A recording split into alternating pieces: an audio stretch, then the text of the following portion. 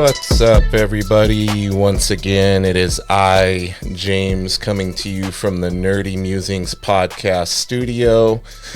I am once again joined today by Emily of Learn Comics with Pancake. How you doing today, Emily? I'm doing great. Thank you so much for having me back again. You know, my second pleasure. invite is great. Yeah, absolutely.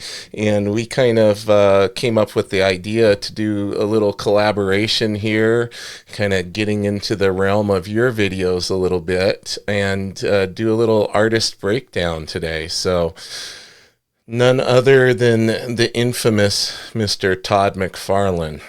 The one and only. Yes. And quite a larger-than-life personality Mr. McFarlane is. Yep, truly just one of a kind in terms of personality, art, you know, and as a businessman as well. You know, he's wild. That's the only way I could sort of describe him. Yes, he is. Yeah, he has that kind of, once he gets on his hill, he's going to die on it kind of mentality.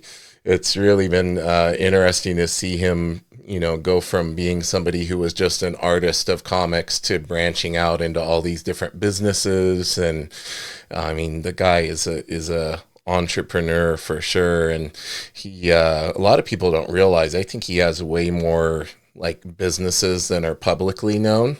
Like everybody knows about the comics and the toys, but I've heard he has like several other business ventures too. So definitely somebody who diversifies and has their hands in a lot of different things. It doesn't surprise me at all that that guy can sniff out a good idea and a good venture from, you know, across the continent. So it doesn't surprise me at all that he would have other companies that we don't know about. That, you know, and he's working on. He's willing to take a lot of risk and take a lot of losses in the process too. And I think that's something that he talks about. He says he's the guy that if somebody's like standing at the edge of a cliff getting ready to jump into the water and they're like, oh, I don't know if I should. What if I don't make it? And he's like already off the edge saying bye, jumping over and taking that risk and going all in. Yeah, I can just imagine him just running past the person, not even saying hello, and just running and jumping off straight away. That's how he's described it in many interviews over the years. So I think that encapsulates his personality quite a bit. Now, are you somebody who has kind of knows the background of Todd and some of the history as far as what books he's worked on and those kind of things? Because I know last time we talked, like. And I was jealous of this. You are pretty new to the comic book world and discovering all these wonderful things and all the runs that these amazing artists have done. So what's your familiarity level with Todd?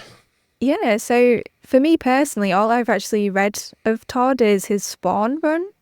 And, you know, obviously the writing is a little bit precarious. Yeah. But, you know, the artwork is bonkers. You know, he can draw really, really ugly men really, really well. Yes, very well. And he can't really draw women because they end up looking just really peculiar. But everything that he draws is absolutely cool. It is amazingly cool. You know, so I think that's what it comes down to, right? Like, is it cool? Yeah. And is it fun?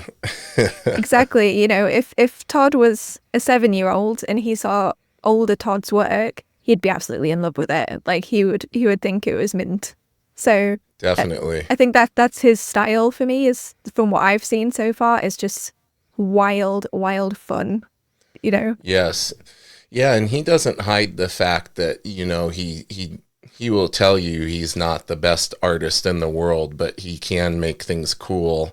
And he's always talked about how, like, his goal is for that, you know, 7 or 10-year-old or teenage kid to see it and be like, oh my God, this is so cool. And if he can check that box, he's happy. So I think he's definitely accomplished that and then some. Exactly. And with that sort of like bravery of just wanting to make it wild and fun, you sort of chuck away the constraints, you know, of like, oh, but, you know, the anatomy should be like this because that's what everybody says. Todd is just like, oh no, I'm just going to draw it like this because it looks heckin' cool. It doesn't matter to me whatsoever. And he came from a background in graphic design. So I have a few of the pages that we'll take a look at, but you really get a sense of that graphic design aesthetic with his work and how he does his layouts and everything, which I think is something unique. And then also really takes a cinematography approach to his panel design and where he places the camera, where the point of view is for the audience and everything, which is something that Greg Capullo, who took over Spawn from Todd, he really took that to another level too. So it's neat to see how Todd has influenced so many people out there. And I know a lot of the up and coming or top artists right now, like your Ryan Stegmans and your Ryan Otleys, they were huge McFarlane people coming up when they were kids. And you can definitely see that carry over into their work as well. Yeah, you absolutely can. At the minute I'm doing research for a David Finch series. And I'm doing it on Moon Knight, and he draws some really ugly guys in this, and it just looks so much like Todd's work. Like you can see the references that he's taken and learned from, just all the wrinkles and grisly faces and frowns. Yep. It's so Todd. The influence is so large. It's amazing. Well, and I think it kind of goes into this thing of the characters. Every character has their own unique look and personality, which, there's a lot of artists out there to where you got your look for your main characters, but your background characters, a lot of artists, they all look like the same person, like a variation of the same person with different hair or whatever. And if you look at like Todd or David Finch, any of those guys, even the little background characters look unique and have their own design, their own look, their own, distinct facial features and everything, mannerisms. So I think that's something very unique about those guys' work that everybody should aspire to, really. Like I understand that it probably takes a lot more thinking and a lot more work when you could just, draw a little stick figure small in the background and not breathe the life into them. But those guys always go above and beyond with that. Exactly. And it's much easier to draw people that have standard proportions because it's something that everybody's drawn hundreds of times. Whereas if you draw a character and you take their personality inside of that, it becomes much, much harder to make it unique to that character. So Todd is an absolute master at that, I agree. So you haven't really delved into any of his Amazing Spider-Man stuff, his Spider-Man when he got his own Spider-Man solo series. That was when he first started writing. He'll tell you, like, why did they let me write? Like they're like, hey, you want your own Spider-Man series? You want to write it and draw it? And he's like, okay. He doesn't profess to be an amazing writer. I've not read it myself. I've obviously watched tons of videos about Todd and Image being started and things like that. So I knew that he worked on Spider-Man, eventually got to the point where he was writing it, drawing it, and inking it, I believe, all at the same time. Yes, which everything. Just is bonkers. That man must not sleep, So I'm gonna dive into that. I just need to find out a good place to sort of start. I would guess he's probably highly caffeinated to get everything done that he gets done. Yeah. Yeah. Yeah, I watched an interview with him, and he said that when he goes to like Comic-Cons and expos and stuff, he keeps it very simple. Like he will sit there all day until everybody has got their sign in. And he doesn't go to lunch. Breaks. He doesn't have breaks. He doesn't go to the bathroom. Yeah, he said, I don't go to the bathroom because it's very simple. Yeah. What goes in must have to come out. So I don't put anything in. Doesn't drink, doesn't eat. Probably not the healthiest thing to do. We'll put it out there for the listeners. Probably not the healthiest thing to aspire to, being dehydrated and famished, but we do not recommend. We do not recommend the Todd McFarlane diet. No. One thing about Go ahead. I was just going to say that his work ethic for everything that he does is unreal. Not eating, not drinking because he wants to give fans the service that they expect and that they want is just unreal. I don't think many people nowadays would do that. No, I know him and Rob Liefeld have both talked about remembering these interactions they had with comic pros that really stood out to them when they were younger and going to comic conventions. And I know Stan Lee really resonated with both of them because he was always just so kind and approachable and would give a lot of time. Same with Jack Kirby and some others they've talked about. So they had this in the back of their brain, if I ever make it, I want to make sure that I give my fans that type of experience as well. So Rob's the same way. He'll sit there all day without moving and, sign for 8 hours straight or whatever and all of that. So I definitely think it's something to aspire to for up and coming artists. They're definitely setting a high bar for everybody else for sure. Exactly. There's no sort of diva behavior with that type of thing. It's that they're there for the fans, and it's important that the fans recognize that, and we recognize that they are going totally out of their way to just give us a sign-in or a handshake or a photo, and it's just amazing. I really commend them for that sort of level of effort. I remember when Todd came out to the comic book shop that I worked at back in the day. I worked at that comic shop that he co-owned with his brother-in-law. The gentleman's name was Kim Kolomajek, and that's Todd's wife, Wanda. That's her brother. And so when he would come to the shop to do signings, I would get to sit next to him, and I've always been a pretty big guy. I wasn't as big then. I was 6'3" and 200 pounds, but they would make me his quote unquote bodyguard or anybody that came in to do the signings because I was heavily into martial arts even way back then. And so they're anytime somebody comes in for a signing, you're going to keep order, you're going to sit there with them, make sure nobody gets out of line with them.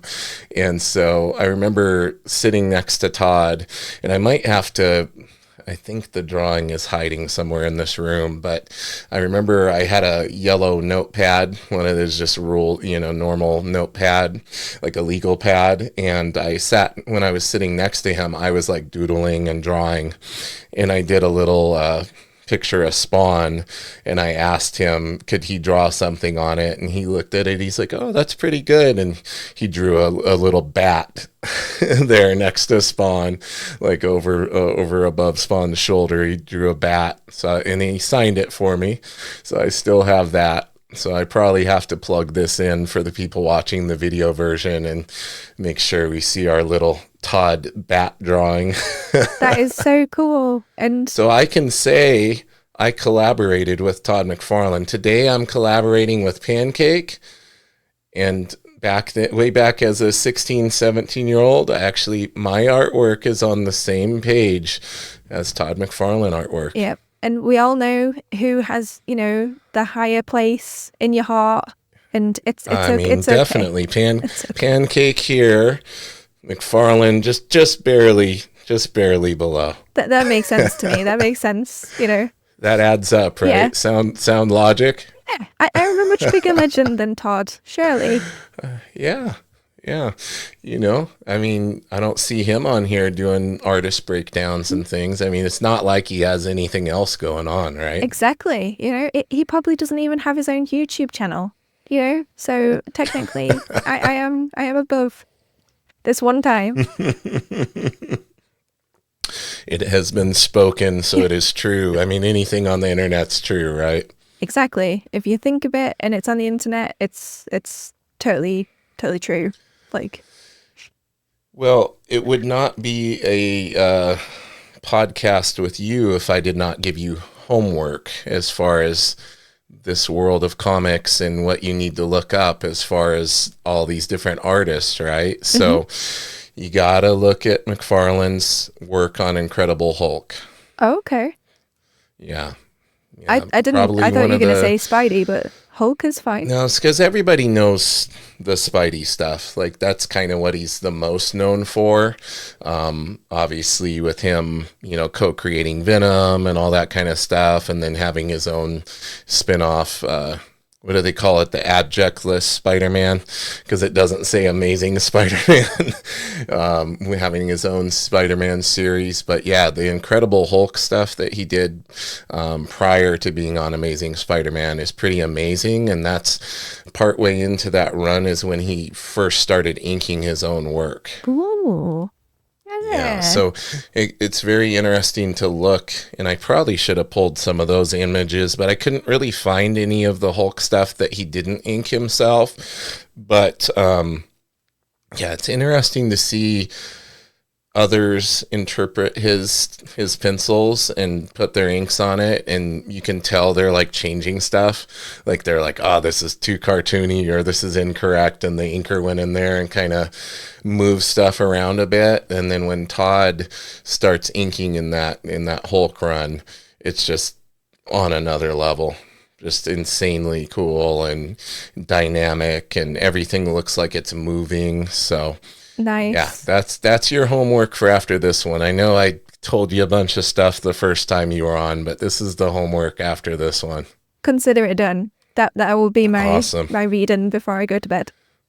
All right. So should we pop on a screen share and kind of see what I've got in store here? Yeah. Okay. So this is going to be a heavily visual episode of the podcast. So I always encourage you guys to go over to YouTube and check out the video versions. Every podcast has a video version. So you can listen to this on your favorite audio podcast platform, just like we talked about before. But every episode we have video, and this one we're going to be sharing a lot of art. I'm actually going to be doing my best to do some draw-overs and things on the art and talking about some we'll call them Toddisms or tropes in Todd's artwork. And so definitely go over. It's youtube.com/@nerdy is spelled normally, but Mewzings is MEWZINGS. So check it out. This is your point in the podcast. If you are listening via audio, jump on over and pick it back up on YouTube. All right, so I'm going to hit this screen share, and I'm going to select this screen over here. Let's see if we don't have any technical difficulties. Fingers crossed. Boom. Can you see it? Something is loading. Oh, yes. Yes. Okay, that's my drawing monitor over here to my right. All right, so we have a Spawn cover on the left, and we actually have a Marvel Tales where he just did the cover. He didn't do the interiors of it, but these are two pretty iconic McFarlane covers. So let's take a look first at the Spawn one. I had something I wanted to talk about in regards to the cape. Yeah, because he is known for capes. Any character with a cape that Todd draws, the cape is like extraordinarily out of this world and defying the laws of physics and folds and everything else. I love it. I love it. I'm here for it. Yeah. So what are the first things that are kind of standing out to you on this one with the Spawn, with the cape, and he's like crouching on top of a building looking down like a gargoyle, and those look just like the bat that he drew on the page for me, exact same form and everything. So I think the first things that are sort of standing out to me is the bats. So he sort of created depth by having some bats that are fully spot black, but then having, I think, one or two bats that are sort of this grey colour. But then the rest of the bats are half black and half white. And when he does that, it allows them to overlap. Because if they were all black, it would just look like blobs. So he's created a really wonderful sense of depth by having this sort of 3 variations of the same shape. It's awesome. I really like that. See, I knew I needed your brains for this because you instantly picked that up. That's awesome. Yeah. All right, so I'm going to zoom in a little bit here. Sure. My monitor works how it should. There we go. It's got buttons across the top where I can zoom and all of that. So, all right, so we got Spawny here, as Todd would call him. He doesn't call him Spawn. He calls him Spawny. So we have Spawny crouched on top of the building here. We got the bats. And you are very quick to pick up that illusion of depth that he creates. So anytime Todd talks about art, and it's nothing new, like other people talk about it too, but he really makes sure that he has a foreground, middle ground, and background. And so every piece you see by Todd, there's usually those layers to create that depth. So I'm going to get my pen here. Yeah, sure. I did test it beforehand and it worked. So let's see here. I'm moving my monitor. Hopefully I don't disconnect something while I'm doing this. All right. So let's see. Bring my microphone closer here. All right. So want everybody to notice he made sure to put a couple of bats very close here, close to the camera, right? Because if he didn't have these here, you're not going to have that same illusion of depth. And then the building right behind, right? Yep. So there we already have our foreground and Spawn's in the middle ground. Mm-hmm. And then he made sure we got all these little bats way back here. We even have some like even a little, not quite as far behind Spawn back here. And then we have our little, basically he just drew little V's in the background. Yeah. To simulate to give the form of these other bats. Yeah. And as you mentioned, he made sure that one of the sides of these, we noticed the lighting is pretty consistent. Mm-hmm. One of the front side is in black, and the back side is light. To again give that illusion of depth and motion as well. Like they look like they're moving, don't they? Yeah, exactly. And the way that he uses a variety of it. So, for the most part, they're half black and half grey. But then he has ones that are sort of fully sort of like albino-esque, and they sort of stand out because if you have so many of a thing all looking the same, it'll sort of blend together. Whereas those ones that are in white just sort of pop especially against the blacks. Yeah, they really do. It's really nice. Especially these ones right here. Yeah. Those ones really, really jump out. And you put another one here as well that's all light. Yeah. And I really like the way that they're all sort of framing him. So there's no sort of bats that are totally off, way above him or anything. They're all sort of crowded against sort of like his overall silhouette so that you're looking inward at what they're sort of crowding around. I love that. That's really cool. Yeah. So he has drawn our eye to Spawn, not only with the bats basically encircling him here, but he's also used the building. The building is also drawing our eye here. Yep.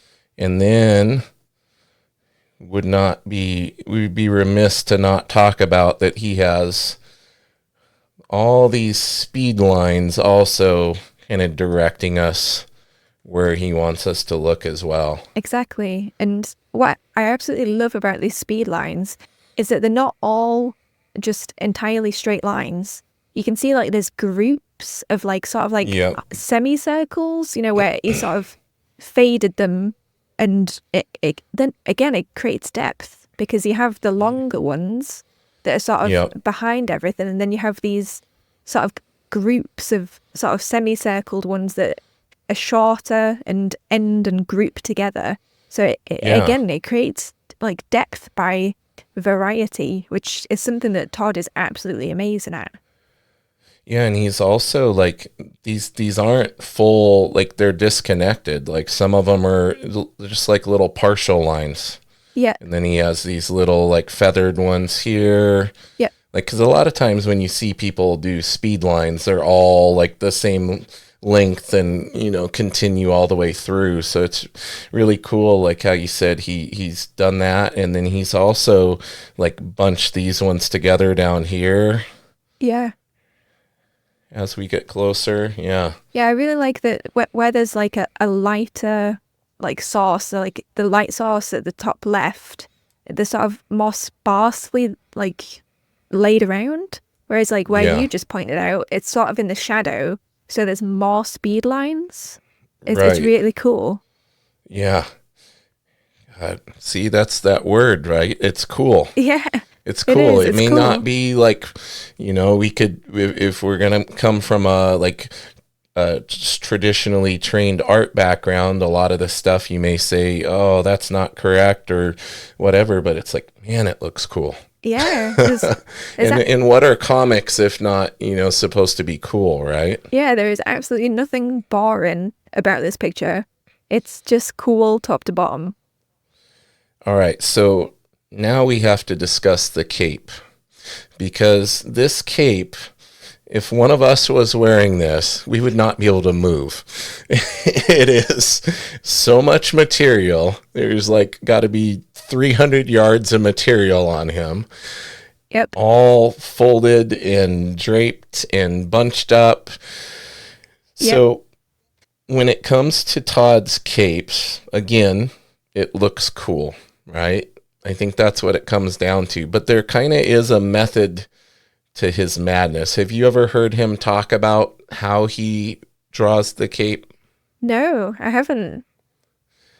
Okay, so what he will do, he will not go in here and like come in and draw the outline or whatever of the whole thing and then work out his folds. What he'll do, he'll start like somewhere over here, and he'll literally go like this,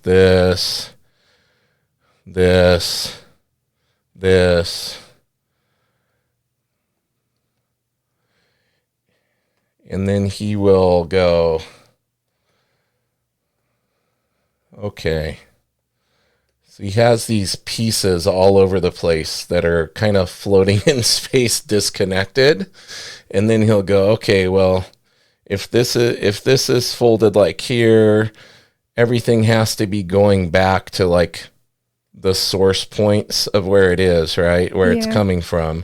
So then he just starts creating lines and connecting all of this stuff like super quickly. And that is absolutely wild. Yeah, and he'll make it come back to its origin points, and then he'll just work out where like the pinch points are and all of this stuff until it kind of somewhat obeys the laws of physics and looks correct. And most importantly, looks cool, right? Yeah, absolutely. So this is how he does his capes, and he does it like super quick like this, and before you know it, through the magic of being Todd McFarlane, he has like this cool cape that makes sense in a way, but also defies all laws of physics and reality and how material works. And he talks about how he thinks of it more like origami or folded paper. Mm-hmm. Like he's not thinking of it as like fabric. He wants it to be like it's got like 100 gallons of starch in it, as he would say. Yeah, I can imagine it looks like a ton of hairspray has gone into this cape to make it like, you know, tough and non-movable. But the method that he uses, it half makes sense. And I think if you're Todd McFarlane, it fully makes sense, because he wants it to not be like methodical. He wants it to be abstract. And abstract and fantastical, right? yeah, right? So if he's doing it in this sort of like logical way, like me and everybody else would do it, where like, right, we need to think about the pinch points and then think about the outline and the silhouette. No, he just draws like abstract shapes and then just joins it all Connects. up. Yeah, He just connects them, right? He does a little bit of math in a sense and goes, okay, well, I put this here. I've got to bring it back to this point, and he just solves the puzzle kind of very quickly on the fly, but it just ends up being this dynamic, amazing, fantastical thing. that is so cool. That is so cool. Yeah.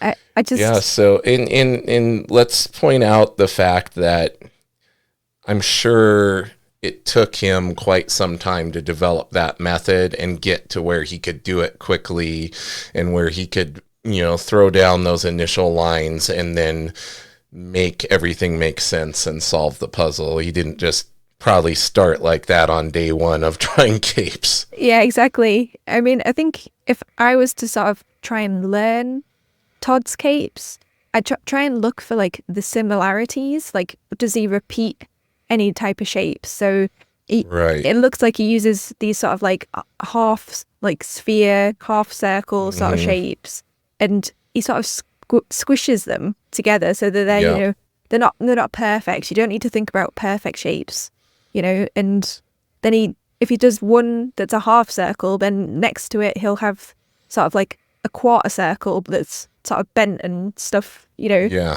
So yeah, Lots of triangles too. Like he throws down a lot of little like triangle shapes as well. Yeah, exactly. So if I was to try and learn it, that would be sort of what I would do, is just look at the repeated sort of shapes and patterns and just practice those and just do a bit of a Todd, throw down those random shapes and try and link it all up. See if we can make sense of it, right? Yeah, right. All right, so let's look now. I'm going to close that layer and let's look at, now I want everybody to keep in mind what we were talking about that foreground, middle ground, and background, because I think this cover like is the epitome of that, like utilizing that principle. There's so much going on in this one. So let me move over here. There's like a lot going on. Oh boy. That is that's a lot. Right? And it wouldn't be Todd if there wasn't like a gajillion lines. Yep. When he's inking himself, there's hundreds upon thousands upon millions of lines. Yep. And like you said, so many layers that are, it may be one layer is in front of Spidey at one point, but then it sort of ends up behind, or it's a literal web of, layers and foreground upon midground upon background. And we'd be remiss to not talk about the webs. We will get to that. Yep. But there's a few Toddisms in this, or McFarlaneisms, and one that he always talks about is when you're drawing hands, and in particular wrists. And I can't do a Todd impression. Rob Liefeld does a far better Todd impression than I do. But he would tell you got to kink the wrist.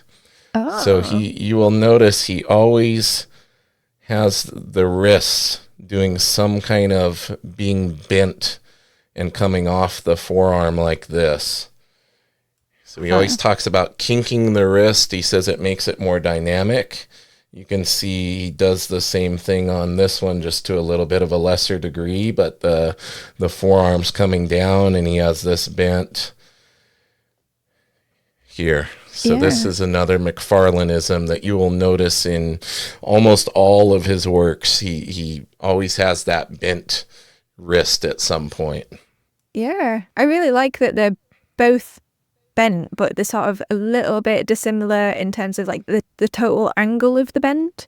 Because you know, like you say, he wants that sort of dynamic sort of flow to the body, and instead of having both arms with the Spidey shooters. One's a fist, so he's created a bit of separation between the hands by one like different posing, which is really cool. I like that.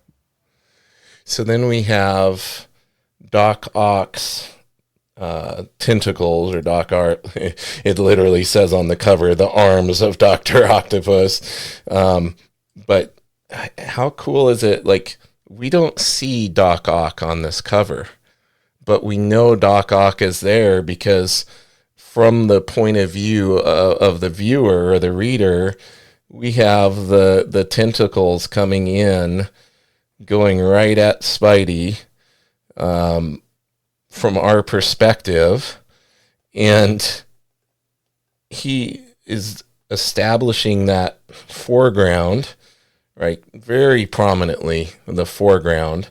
And then, as you noticed, he has this, but it goes behind Spidey's arm. Yep. So he's giving us that even another layer, like not quite middle ground, but like it is another layer of depth before we even get to Spidey. And it draws our eye into Spidey too. Yeah, and like you say, it literally draws like a line, and this is his graphic design background coming in, where you use like lines to sort of tell where you want things to be seen. So it's almost as if those two tentacle arms or Doc Ock arms are almost joined. So it creates this sort of like flowing line between the whole cover, which is really cool. Yeah. And then if we scroll up a little bit, we have another one. It's getting obscured by the price tag on the comic. Oh, yeah. But we also have one right here. And it's literally pointing right at Spidey's head. Yeah. Directing our eye and also building that sense of tension. Yeah. Like he's almost got him. Yeah. It almost feels a bit like a horror movie or something, like where we don't see the villain, but it almost feels like we are the villain because of the angle that he's chosen. Which is just very, very cool. Yeah. And then we have, again, our speed lines, in a sense, right? We got these over here. He went with a little different, like, shape on these ones. They're kind of little, like, jaggedy. Yeah. They almost look like, sort of, like the letter M, where it's got a bit of a curve to it. And, it's just wildly different from his other ones, but because he like uses variety, where there are some that are straight, but then he has these like M shapes with curves, which I would never ever think if I was to draw speed lines that I would use curves. Yeah. It wouldn't ever enter my head to have them in that sort of M shape. A definite Toddism. Now, he's created this background rubble, so we have a very defined sense of where the background is, and he literally has like pieces flying up in the air, and he has some of them crossing in front of Spidey, again giving that illusion of depth in our middle ground and layers of middle ground. And then of course, we have the rubble, like kind of almost these cracks are coming towards us, and he's got some more lines here directing our eye. But then he's also used some kind of speed lines here that almost makes it look like the rubble is flying up underneath Spidey. Yeah, it's almost like sort of like an impact point of Doc Ock's sort of arm. Again, and it reads that way, right? Yeah. Yeah, it reads that way. Like you don't have to do any mental gymnastics to understand that that's what he was trying to convey with that. Exactly. It's just it's so simple when you see it, but to think about it when you're drawing it is a whole other ball game. And it just seems to come so naturally to him, Yeah. And I think that's what it comes down to, because whenever, people get critical and they want to say like, oh, he doesn't draw properly or this or that. Like they'll do that with any artist, Jack Kirby, Todd. And it's like, I remember Neil Adams once said in regard to Jack Kirby, he heard somebody like trashing Jack Kirby's work. And he's like, oh, the anatomy's wrong and this and that. And he's like, yeah, but could you draw a picture that looks that cool and conveys that sense of movement and action? Like, could you do that? And they were like, well, no, it's kind of hard to do that. He's like, exactly. So don't talk smack about it unless you can also do that and get your message across that effectively, right? I agree totally.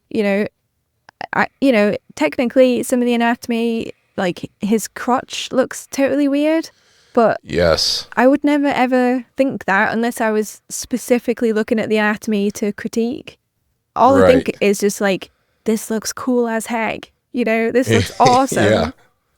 So, yeah. I'm popping up another file folder here because I want to see. Let me look here real quick. Yeah. It's going to be a slight. I want to go over this one a little bit more, but I want to see if it'll let me open this. It doesn't like that the screen is sharing, I think. There we go. Now I got it. All right. And I'll edit the dead space out in the final version of the podcast. Let me see. I think, oh yeah, I've got a few others here that are a good example of some other things. Because I wanted to talk about the webs. Yeah, sure. And we can see it on this one, but on this other image I'm going to pull in here, I think we get a better sense of what I'm going to talk about and just the kind of the insanity of Todd in a good way. So let me see. Let's pull I'm this here one for up here. Yeah. All right. Okay, this one here.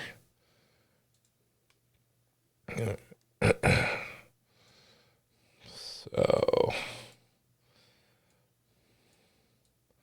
there we go. I think I got it. So this one, I think this is from like a half splash or a splash page from one of the issues. And I'll go in here, lower the opacity. All right, so first, before we get to the webs, let's talk a little bit about the anatomy. Yeah. Okay, because when Todd started drawing Spider-Man, he always said he wanted to put the emphasis on the spider part. He's like, it's Spider-Man. So he didn't want him to be able to do things that you or I could do as far as how his body contorted and everything. So when we look at this, I can already see that kind of strange crotch area that you mentioned on the last drawing. That seems to be a McFarlaneism as well, with the Spidey's crotch angle and everything. So what else stands out to you on this one as far as anatomical features? Oof, it makes me feel a bit like old and creaky, It makes my hips hurt. My hips hurt when I look at this one. It really makes me almost like want to stretch and just like, just like loosen up a little bit, because everything about this Spider-Man in terms of anatomy is loose. Everything. Like it almost looks like a lump of Play-Doh or something, right? Yeah, right. Everything is angled differently to one another. Like absolutely everything. So, you got the leg that's the sort of the bottom leg that's angled at the hip, and then the calf is angled, but the ankle is going up. But then the other leg is, his knee is above his head, which just makes my hamstrings cry in pain just thinking about that. That just seems painful. But for Spidey, that's that's what you mean. You know, he's more of a bug, more of a than a man. You know, so for him, it's totally normal to have legs like that. And we'll get back to the anatomy. I'll do a little draw over, and then we're going to talk about the webs. But before that, I love how we immediately know that he is flying high above the city, because he's using like a 3-point perspective here, and definitely you get the sense of, you know, these lines. One draws us to Spidey. Like, we know that Spidey is here. He's swinging above the city, and literally this line of this building, all these lines are pointing right at Spidey. Yep. And even the reflections in the building behind, in that blue building, it's almost like the reflections in the windows that are sort of framing him, you know, in this sort of like diamond shape, which is just really interesting. I've not seen anybody sort of change the angle of the reflections before. Like typically they're always, you know, the same sort of angle, but for here, it's almost like crowning the silhouette in like a sort of diamond shape, which is super, super interesting. Yeah, literally, like, we have these vertical lines coming up from this building that all point at him. We have the lines here from the building on the side that all go and point at him. The lines over here. I mean, everything is drawing our eye. The lines back here. Everything is like, if this was unintentional, he's just a genius. But I think it's even beyond that. Like, I think it actually was, you know, planned. From the graphic design background, he knows exactly what he's doing to make that character stand out to the viewer as much as possible. Exactly. And it's almost hard to look at the buildings because they're all sort of pointing, like you say, into this central sort of section where it is Spider-Man. That's where we need to be looking. Even like the detail on the buildings, it's all angled towards him, as well as the actual buildings themselves. It's remarkable. It's awesome. Now, given that he is kind of floating out in open space, he's also, you know, took a little bit of effort. He probably went, oh, well, if I throw this little silo behind him, you know, we kind of get more of a sense of depth. It's like literally just barely behind his arm, but it pops him out even a little bit more.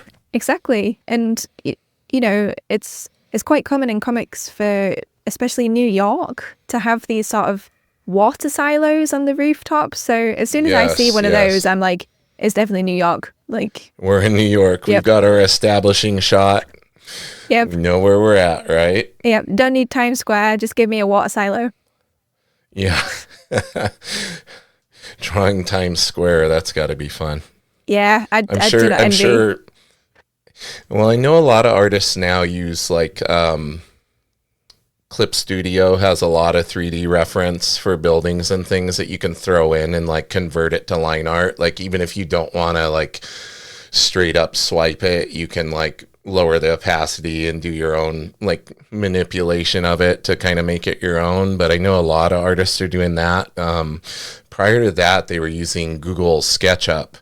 SketchUp used to be free, and a lot of artists were like, anytime you saw a car in comics or buildings, it was all straight from Google SketchUp to save time and to also have the accuracy, especially if you are, you know, your character is established in a certain city or something, like, and your reader is from that city and they see that landmark, they're like, oh, that's actually correct.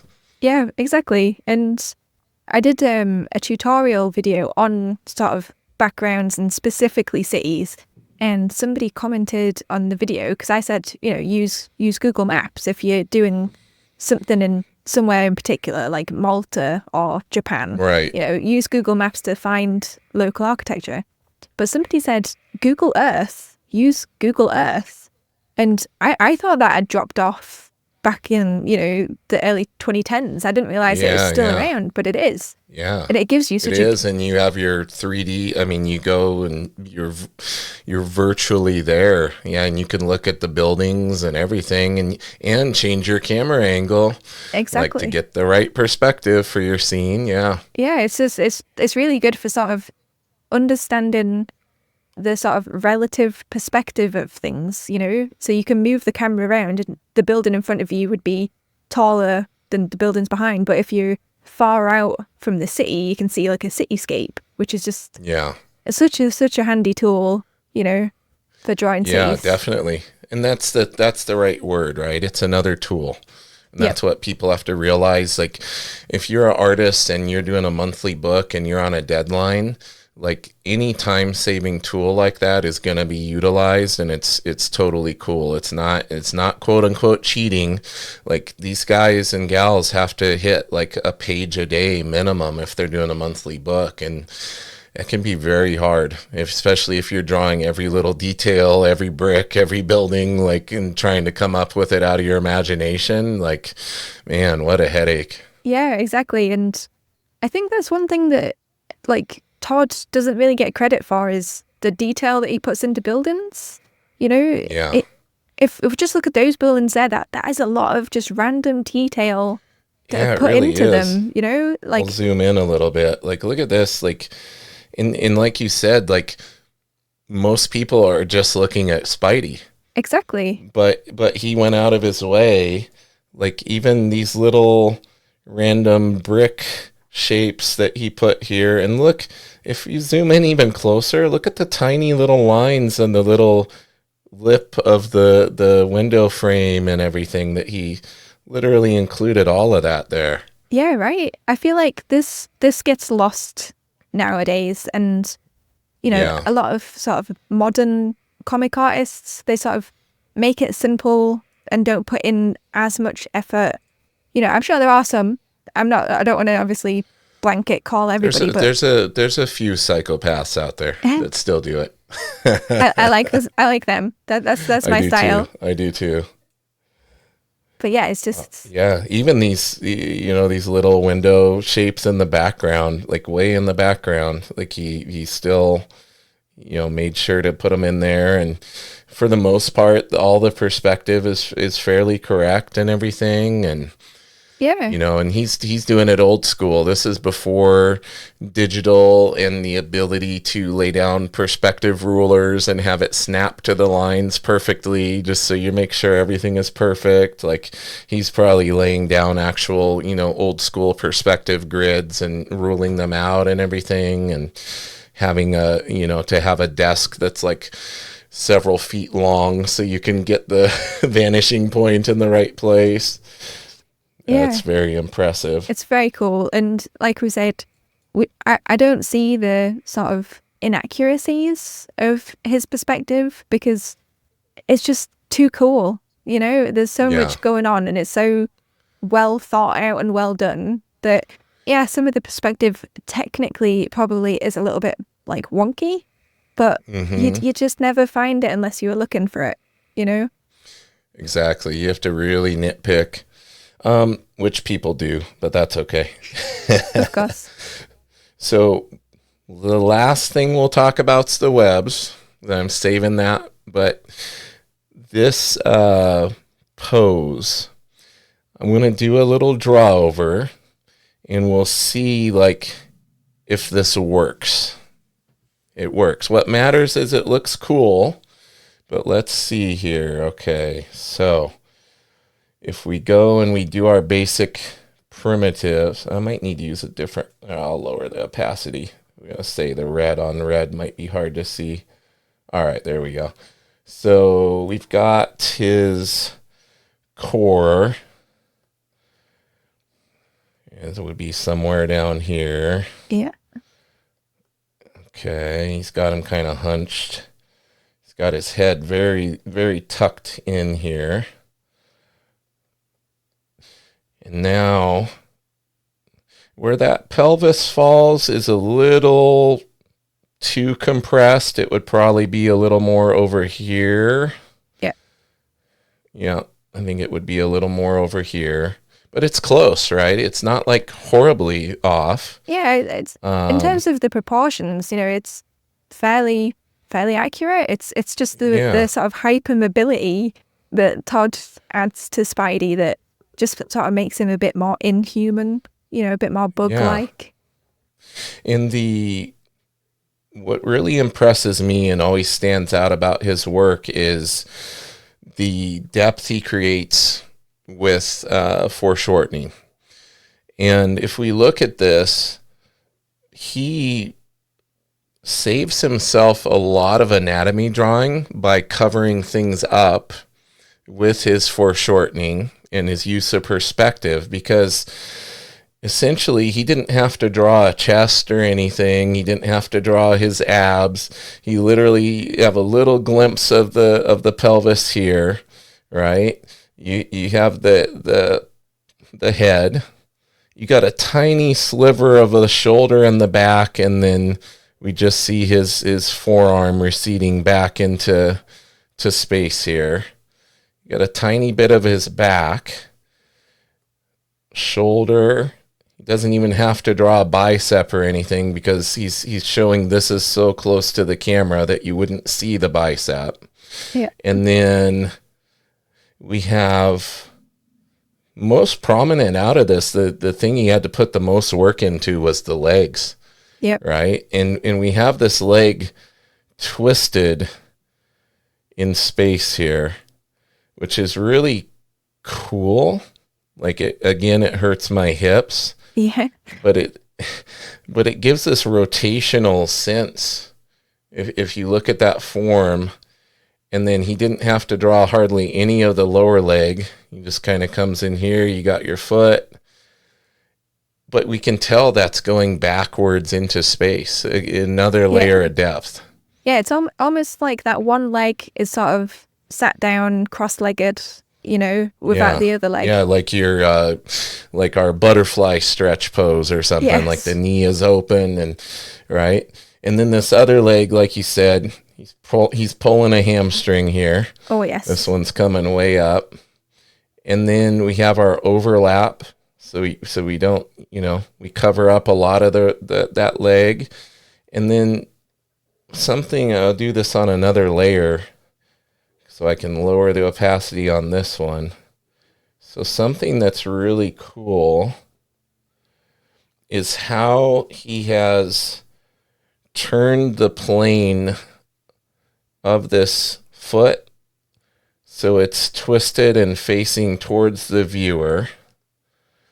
So we have this foot going away from us, this foot pointing at us, and then he could have just drawn this hand. He could have done something like this and had the hand coming out this way with the thumb and have it pointing more this direction. Yeah. Would have been easier potentially. But he literally went out of his way to turn this hand at an angle towards the viewer and kind of off camera here, and that thumb popping out at us like this. Like, it's brilliant. It is, and it's like you say, he bends the wrists and he kinked the wrist. He kinks the wrist. Kink the wrist. And he kinked it in a way that it may well dislocate yours or mine. Yes. But because he's Spider-Man, sure. He's just so hypermobile that that's no problem. And it's sort of pointing at the viewer, like us, the reader, and it just looks so cool. And the one in the background is slightly kinked as well. Yep, just to a lesser degree, just like on the other one. Yep. Yeah, and in more of a fist because he's holding the webbing. Yeah. Which is a perfect segue to talking about the webbing. Dun, dun, Gotta dun. talk about McFarlane webbing. Have you heard him talk about the webbing before? Spaghetti webbing, I think is what he calls it, or somebody calls it. One of the editors got mad at him for the webbing and said, "You gotta stop drawing that spaghetti webbing." And Todd was like, "Oh, that's perfect. I didn't have a name for it." Instead of being insulted, he's like, "Oh, thank you for the name. I'll take that. Thank you. Thanks for giving me that." Yep. So a couple of things before I get into it. With the webbing, despite popular belief, Todd was not the first one to draw the webbing this way. Ooh. He is credited with that, but Michael Golden did a pinup of Spider-Man with webbing like this. And I believe Eric Larson had actually done some drawings of Spider-Man with webbing like this. Ooh. Now, Todd popularized it and made it more prominent and went even farther with it than anybody else did. So I think that's why he definitely stands out in all of our minds as the one that innovated this type of webbing. And there is in a way, the way he does it, it is his. Like he is the one that created this, and I'll tell you why. Have you heard him talk about the insanity of the webbing and how he portrayed it? No, do tell.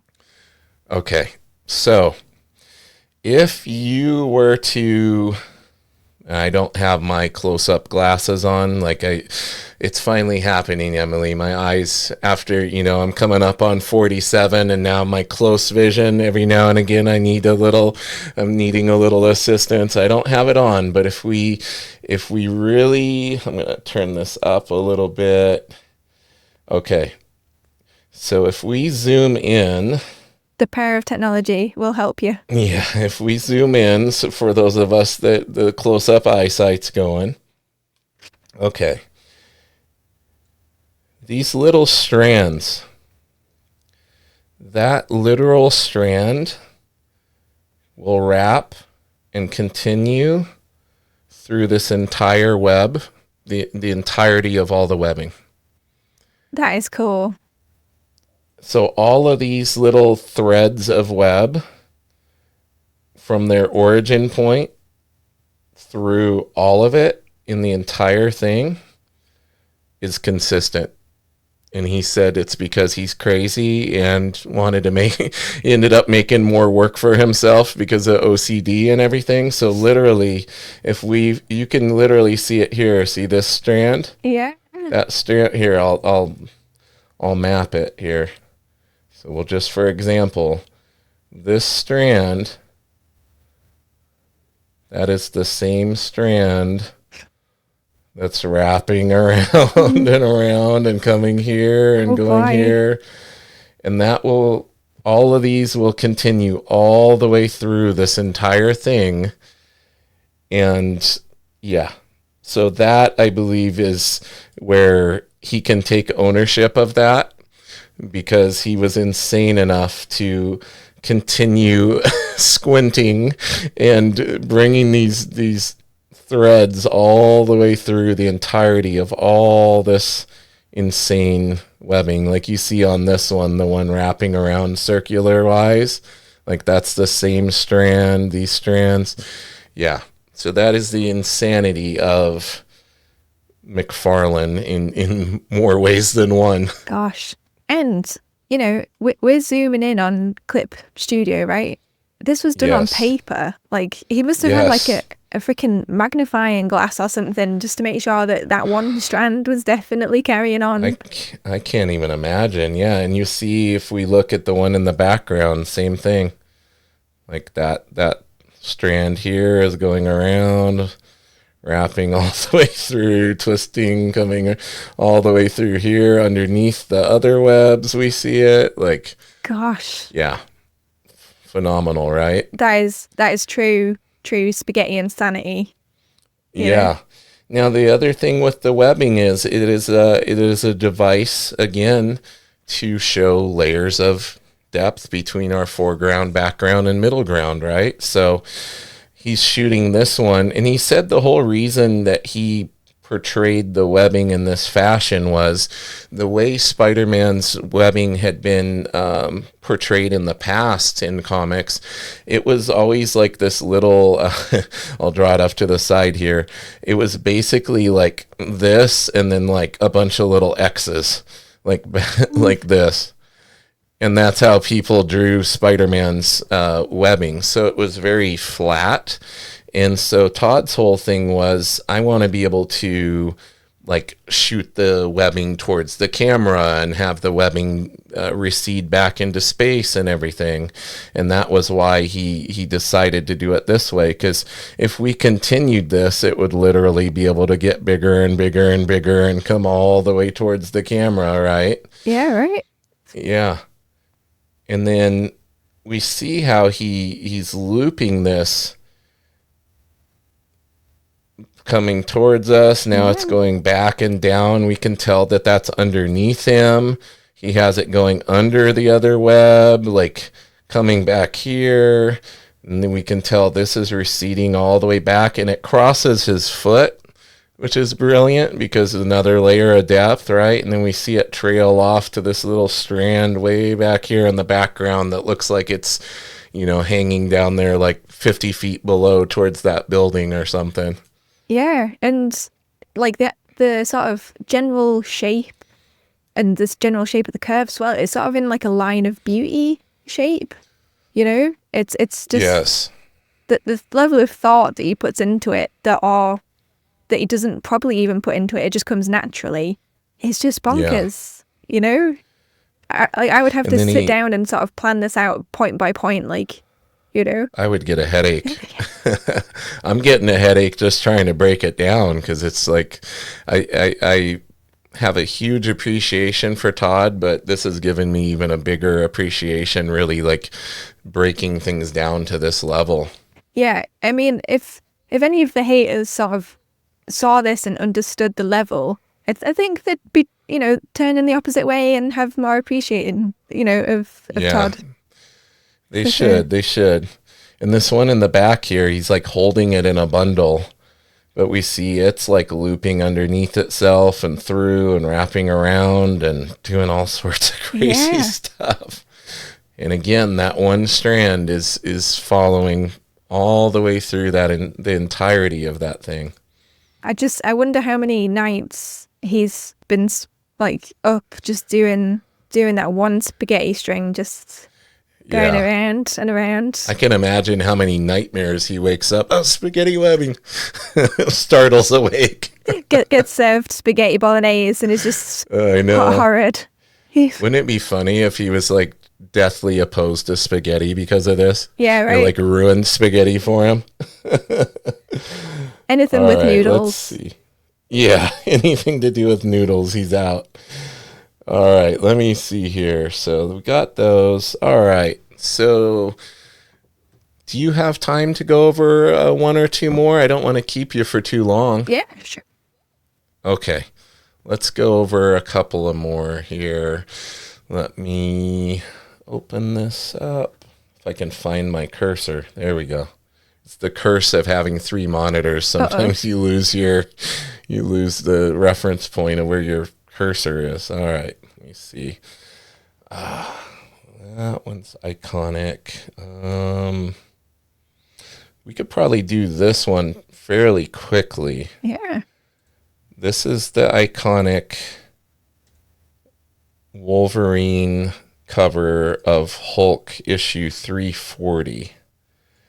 Oh, yes.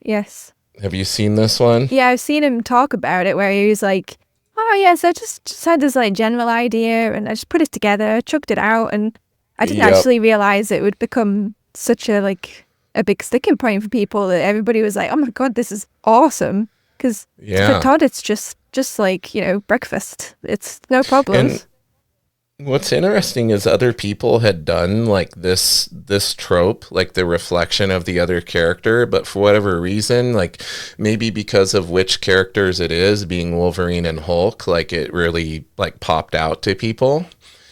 But it's just one of these things where I think his graphic design sense really came up with a unique idea because, cover design, there's a lot of artists that don't like drawing covers because there's so much pressure with this is the thing that's supposed to make the person want to pick the book up and potentially purchase it, right? Like you have to grab them with the cover. So, and if you look at this, like he didn't really have to draw a lot. Yeah, he sort of uses a lot of negative space in this that I'm assuming would be for the title and the price sticker and whatnot. But it works. You know, his signature there is absolutely massive, you know, compared to other ones. But it's the composition that works, you know? And I really like the way that, like, there's so much spot black on Wolverine. And obviously Hulk has dark hair, but he's put such a strong light on Hulk's hair that it's sort of not turned entirely spot black. It's more feathered. Yeah. And that's because it then contrasts really well against Wolverine. Because if Hulk had black hair as well, it would just sort of look a bit too samey, you know? So he sort of pulled it back and made it a lot more feathered to contrast against that giant portion of spot black. It's really, really cool.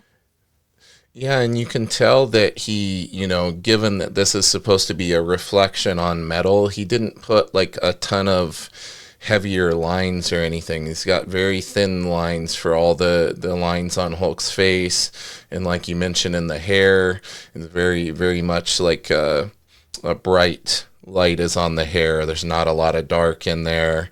And what I really like, the fingers coming towards the viewer in the claws. Well, I mean, they're coming towards Wolverine, but like that really makes it pop out right there. Yeah, as soon as you sort of recognize it as the viewers, oh Christ, you know, there's Hulk right there, you know.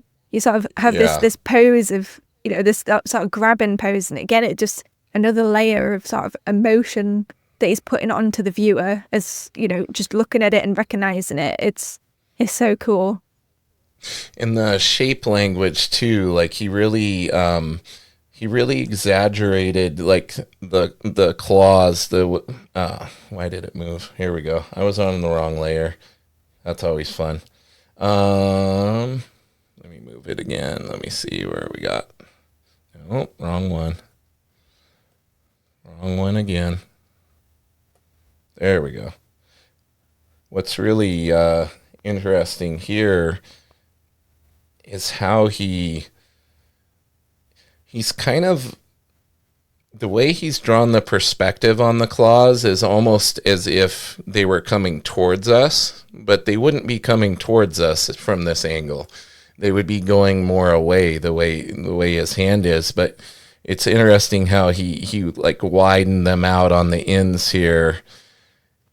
And I think a lot of that probably had to do with making sure he could fit the Hulk on here, right? Yeah. Like he had to spread the claws out more to be able to fit more of him on there to show that reflection. Exactly, because if you didn't have enough sort of real estate space as such of the claws, you wouldn't get as much of that emotion, because all of those lines are very, very thin, because that's supposed to be like an area that you then discover. Like you first see Wolverine, you first see the face and the emotion, and then you see Hulk.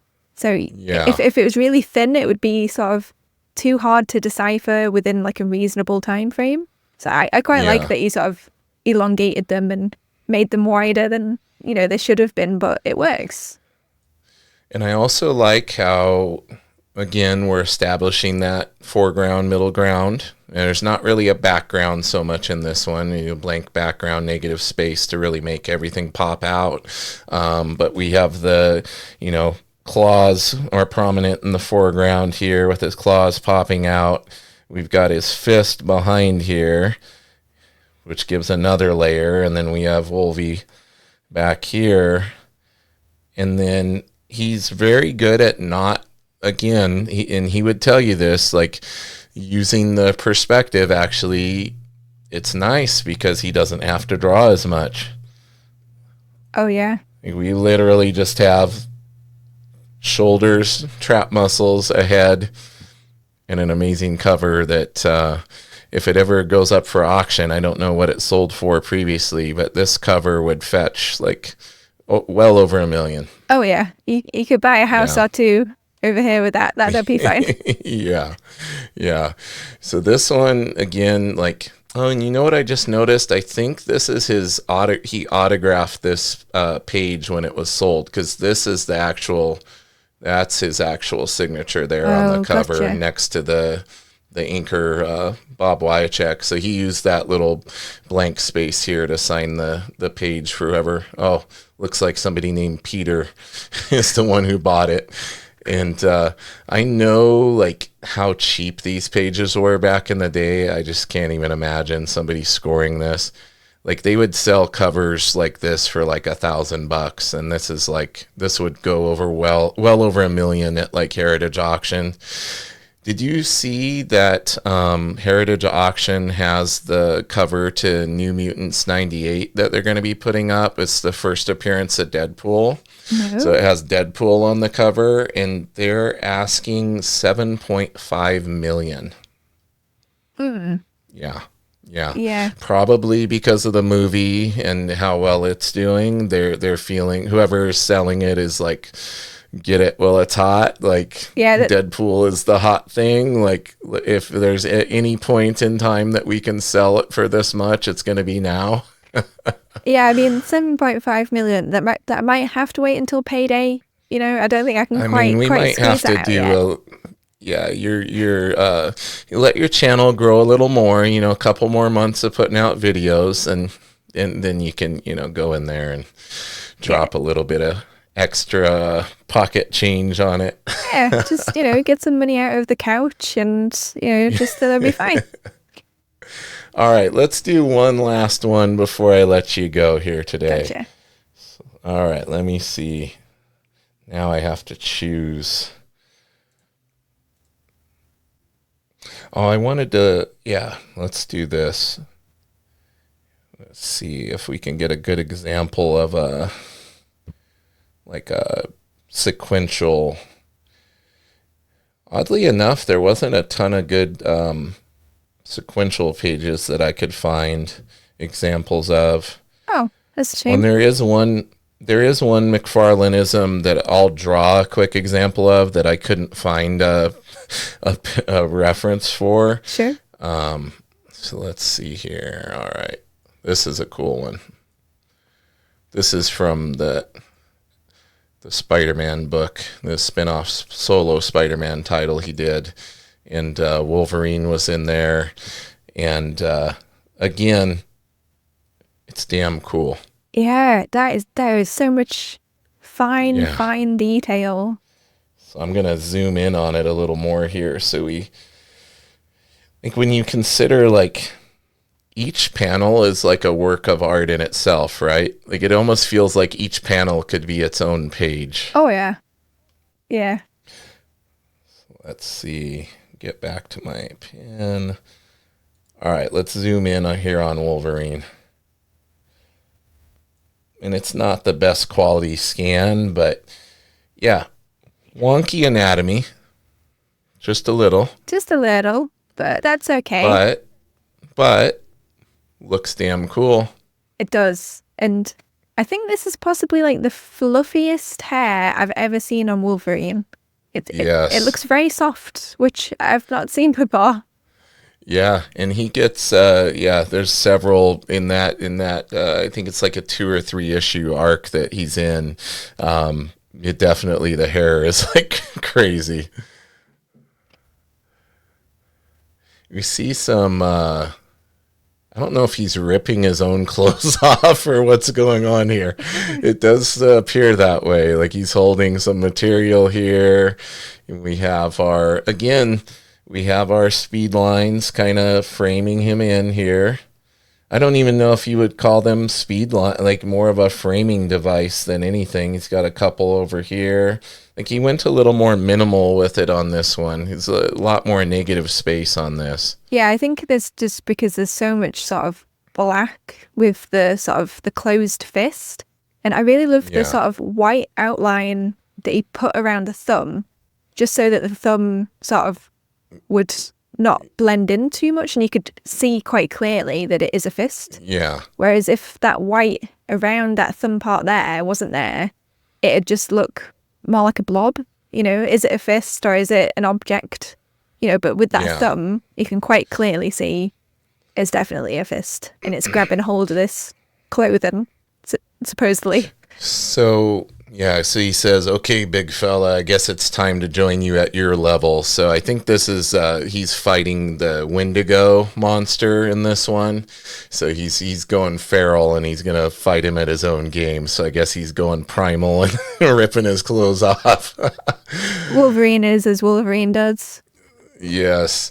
And so what I find interesting about this from a... what would you call it? From the perspective of the composition, he is very much wanting to direct us to the fact that he's holding this clothing here. Mm-hmm. Because they say that you put black where you want the viewer's eye to stop, right? Okay. So it's very intentional that he has put this black here, and that the material he's holding is all blacked out, because that's kind of immediately, like, your eye goes immediately when I look at this. I'm captivated by the crazy hair he's got going on here and how luxurious and soft it looks, but then right away my eye jumps over to, what's he holding in his hand? Yep. Right? And that goes with what's being said in this. Oh, I'm joining you at your own level. So he's ripping his clothes off so you can fight this guy, right? Which kind of sounds weird without the proper context. But, like you said, Wolverine is as Wolverine does. Exactly. I love that he used such heavy spot blacks on the sort of clothing, and sort of like the level of motion that he added to it. You can feel the motion of it ripping off, like it's still trying to cling back to him, because it's all sort of arced in this similar sort of way. It feels like it has literally just been ripped off. It's very cool. Yeah, there's a lot of movement in this one, like a lot of bounce to the lines. Like it almost looks, I don't know if bloopy is a word, right? It's kind of bloopy. Like, these lines look very, everything is a curve, right? There's all these, even this, look at this. That almost looks like a water flowing kind of wave here. Like, all of this is like all these curves, which I think is interesting. And I think that conveys a lot of the motion. Like, those curves are drawing our eye through the page and conveying this sense of motion there. Yeah, very bloopy. I like it. See, we made up a new term. And again, it's got the material in front of him here, so we're establishing that depth. He's got this strand of material going right in front of him there. Now, when we move down to the panels below, this is another classic McFarlaneism, and this is the extreme close-up on the eye. He does always the extreme close-up on an eye. Sometimes he'll get into where we're literally like right here on the eye, and he does all the little shines and reflections and lines like this. And then he the next panel he would pull out, and it would be, now you're a little bit further, and then you'd pull out, and then you're a little bit further. Like, sometimes that's his progression, like to where he'll do this where you're like literally, zoomed all the way in on the pupil, and then you're getting the sense of the camera zooming out. Yeah. I like it. I noticed that there's like a very, very thin white outline just between the eye shape and the eyebrow. And I love that, because it just separates that little area between it. It says, I am an eyebrow and I am frowning. Yep. It gives shape to sort of like the expression, which is very, very cool. And again, like say, the zooming movement, in. Right? Yeah, the movement, because we're zoomed into this eye, and now we're bouncing back up here, and we're getting a little more detail, and then this is bringing us this way, because that's kind of, we're going from eye to, obviously you're gonna go to where the black is again, just like what we talked about before. So that gets us focused on his mouth here. And then we're zooming back in and we're like going all the way inside his mouth here, seeing how feral he is. Yeah. And, you use the word feral, and even in the speech bubble there, it says as animalistic, as wild as itself. So, he's taken that little bit of script and sort of made it literally viscerally real, with bits of like dribble and teeth, and it doesn't look like a human's mouth, it looks like an animal's mouth. I love how the tongue and the use of the black in here again, in the row of teeth receding back into the jaw here, kind of like draw, like it almost feels like he's gonna bite us right out of the page. Right, it feels like the very next panel we're gonna be like inside that blackness. We're gonna be right at the back of the throat being swallowed. Yeah, well, knowing Todd, that might have been the next page after this. Exactly. Anything's possible. All right, so the last thing I'll try to do my best Todd impression of another trope, the one I couldn't find an example of. So let me see. I might totally muck this up, but go here. So you will see this a lot, Emily. I want you to look out for this when you're doing your McFarlane homework. You're going to see numerous pages. So freehanding a rectangle is not my strong suit, but you will see many page sequential layouts that he does where for no particular reason he will start it or end it with a gigantic side profile, very zoomed in, of somebody's face here. So it'll be a person like this, like literally zoomed in, super close, looking at the side of their head.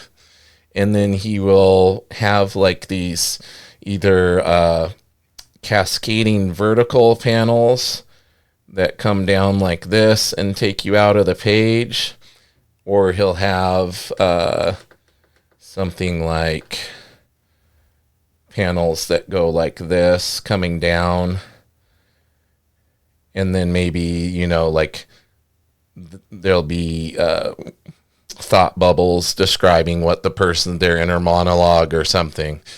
And so it's not like there's not really like a reason for there to be a gigantic close-up, but it's kind of like a exposition kind of thing he does. And you'll see it a lot. You could probably find some examples of it in Spawn as well. Or he'll do the same thing in reverse. So let me see here. Undo. He'll do the panels. And he does this a lot too, even without this head trope. He will do these long skinny panels sometimes too, and just have all these long skinny panels, like slivers of panels coming out. But he'll do the face facing the other way, and super zoomed in. And then he will have usually these big skinny panels like this. That is a classic McFarlaneism. And he likes to do the lower lip that sticks out like that with his cartoony style that he gives them, like that pouty lower lip. Yeah, I mean... So you got to be on the lookout for that. Yeah, I think as you were drawing it, I think I could sort of vaguely remember some panels from Spawn where it was sort of ringing some sort of dusty bell in the back of my mind from when I read it. So yeah, I'm pretty sure you've seen it. I'm going to stop the screen share and let's just chat for a few moments about kind of our takeaways from what we did today. So I'm going to stop that from sharing. We're back. We're on the big screen again. So what are some takeaways that you have from our little mini study session today? It's mainly that Todd is even better than I thought he was originally. Yeah.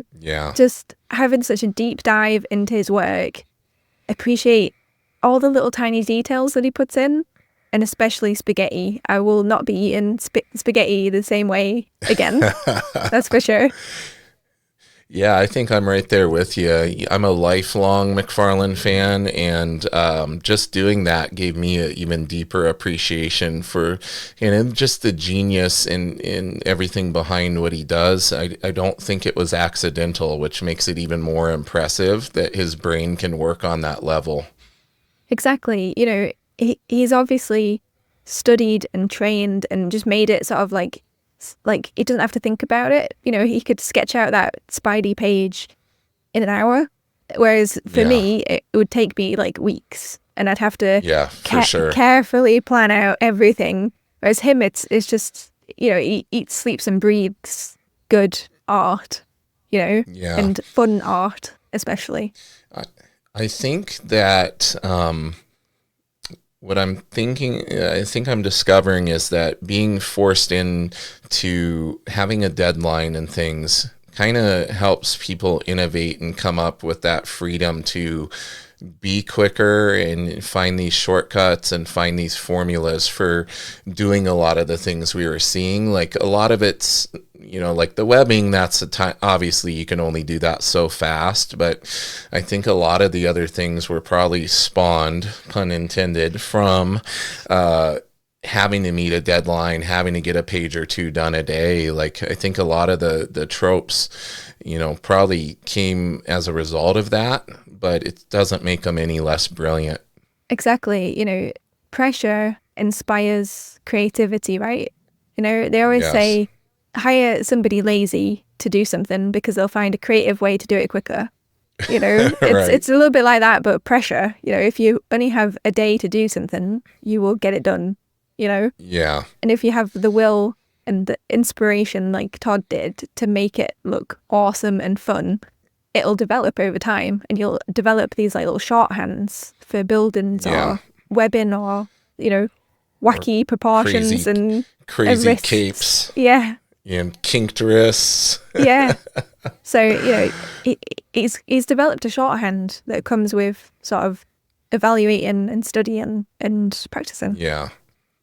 Now I just want to see him come back and do some kind of book. He's hinted at the fact that he would like to do that one day, like when he's closer to retirement type, or after. He basically said like after he kind of retires, he would just like to get on a book or do something. So I hope that we see that one day, because it'd be really cool to see him kind of make a comeback. I know like there's been rumors over the years that eventually Marvel would be able to convince him to come back and do some kind of Spider-Man project, but that might be interesting. I know he's vehemently against Marvel and everything after kind of, what they did to them before they separated and formed Image. So that would be really interesting to see if he kind of decided to have his swan song and come back and do a Spider-Man. Or I know he really wanted to draw Batman.